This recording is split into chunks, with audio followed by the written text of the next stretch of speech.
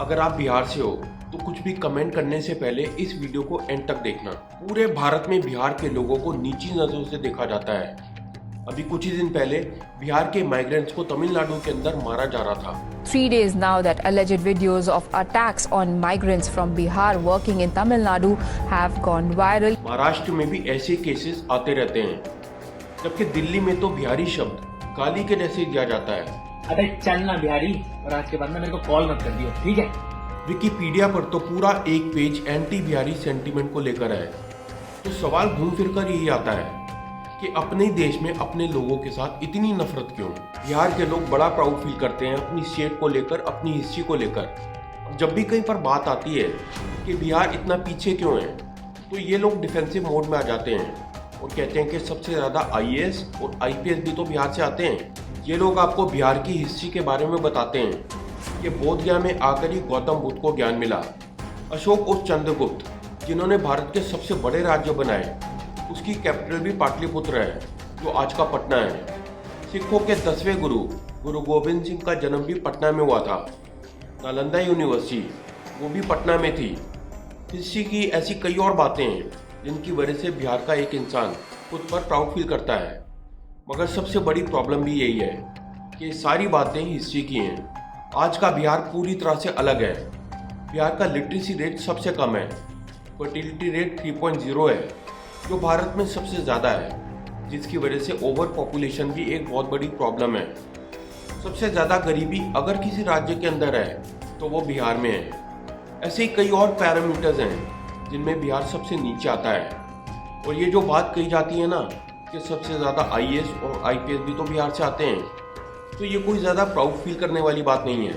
इसका तो बस यही मतलब है कि सरकार ने कोई अच्छी प्राइवेट इंडस्ट्रीज नहीं लगवाई है, तभी लोग प्राइवेट नौकरियां नहीं कर रहे हैं। इसीलिए वो सरकारी नौकरी के पीछे भागते हैं ताकि कोई रोज़गार मिल पाए।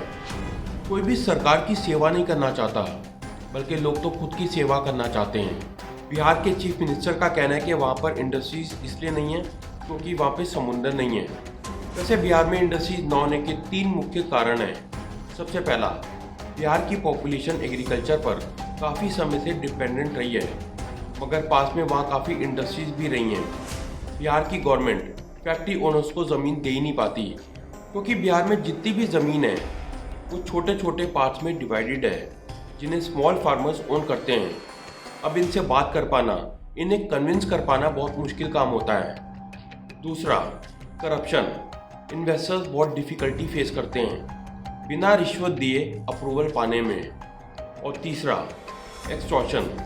बिहार में ये बहुत बड़ी प्रॉब्लम है। मुजफ्फरनगर और किशनगंज जैसी जगहों पे ऐसी कई खाली फैक्ट्रीज हैं जो वसूली के कारण बंद हो चुकी हैं। गरीबी से निकलने का एक तरीका है सरकारी जॉब। उस सरकारी नौकरी का फैसिनेशन इतना ज़्यादा है कि बिहार में जो गरीब इंसान भी है वो भी अपने बच्चे को पैसे देकर ट्यूशन के अंदर भेजता है। और अगर गलती से इस बच्चे का पेपर नहीं निकला तो इसे अपने घर वालों की और समाज की गालियाँ सुननी पड़ती हैं। पेपर तो निकलता नहीं है, लेकिन उम्र निकल जाती है।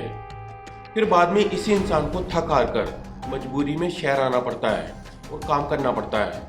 लेकिन अगर आपकी सरकारी जॉब लग गई तो फिर IAS ऑफिसर को 1 से 3 करोड़, IPS ऑफिसर को 80 लाख से 2 करोड़ और IRS को 50 से 80 लाख रुपए के बीच में दहेज मिलता है। और मेरा यकीन मानिए कि आज की डेट में इससे भी ज़्यादा पैसा मिलता है। अगर आपकी सरकारी जॉब नहीं लगी तो फिर आपको इंजीनियर या डॉक्टर बनना पड़ेगा। कई लोग अपने बच्चों को इंजीनियरिंग सिर्फ इसलिए करवाते हैं ताकि मोटा दहेज मिल पाए। दहेज को एक प्रथा बोलते हैं।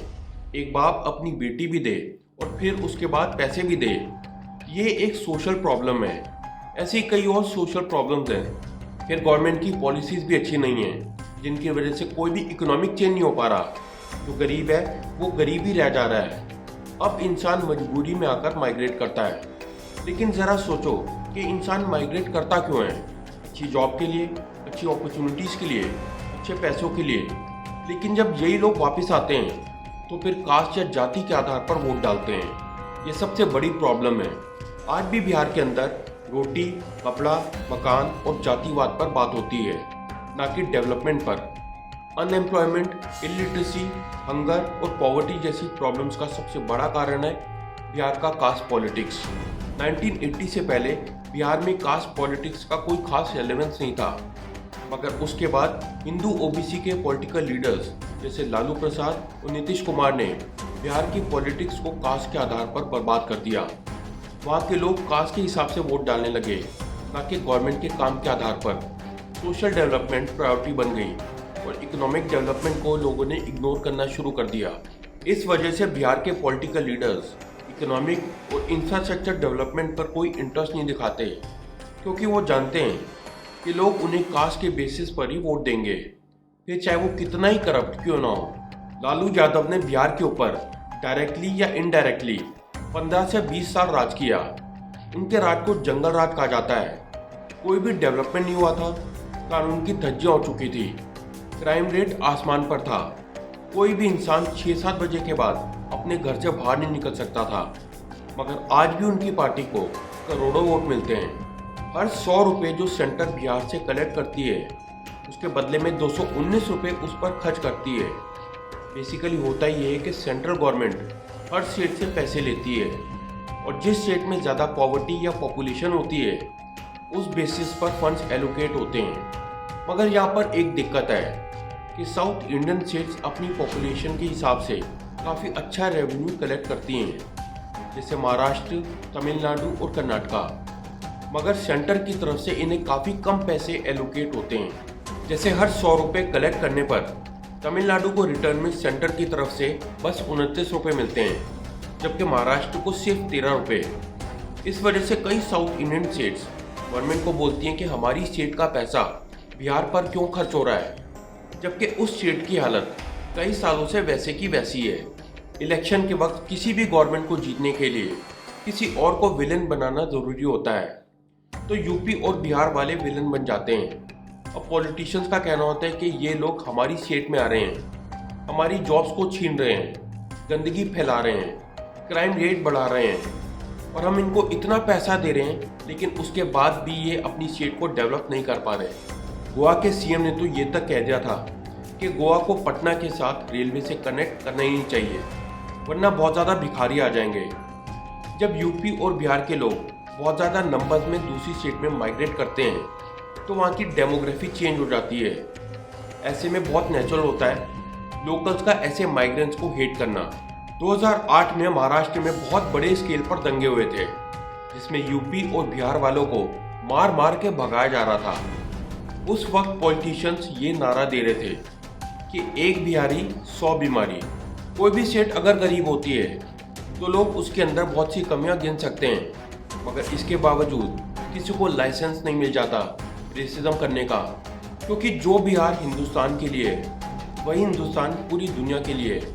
जो बातें हम बिहार के लिए बोलते हैं, वही बातें पूरी दुनिया हिंदुस्तान के लिए बोलती है। हमें किसी भी रिलीजन, लैंग्वेज या कल्चर का मजाक उड़ाने का या उसे डिसरिस्पेक्ट करने का कोई भी हक नहीं है।